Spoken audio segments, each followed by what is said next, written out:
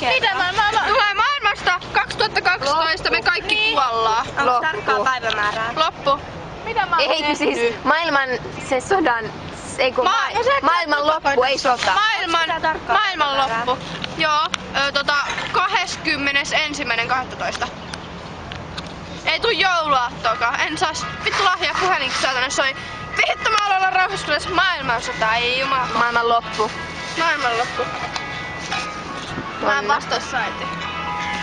Ei kun sano silleen, että oikeesti nyt tulee maailman loppu. Ja oot paniikissa.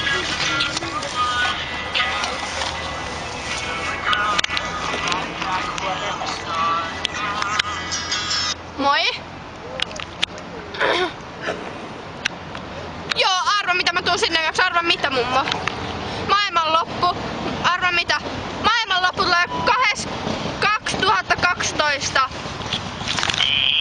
Tulee.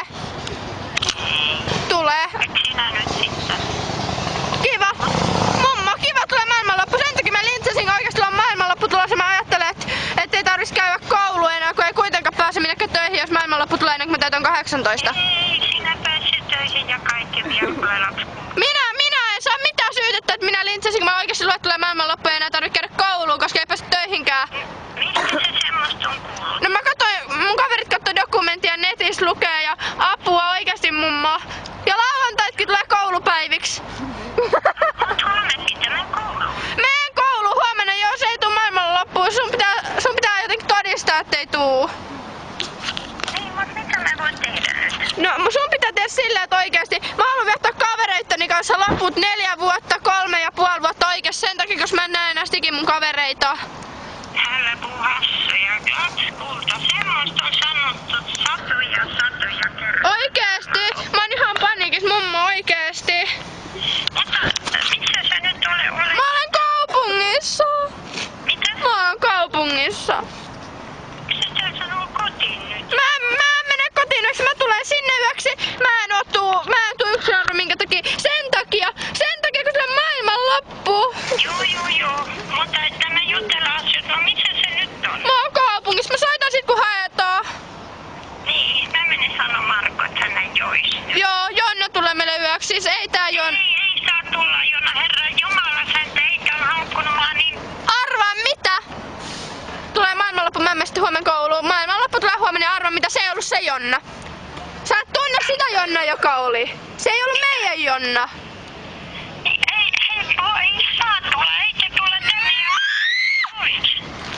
Eikä tule, Jonna menee kaappipiiloon. Mä en voi tulla kotiin, mä en tulla minnekään, mä jään jonnekin helvetin perseeseen. Oi herra Jumala. Tulee kuitenkin maailmanloppu, ihan sama mitä äiti sanoo, kuitenkin tulee maailmanloppu. Ei tuo maailmanloppu, me voi ottaa päänipatta. Eikä, kuitenkin tulee maailmanloppu. Mitä sinä haittaa, vaikka joku kaveri tulee?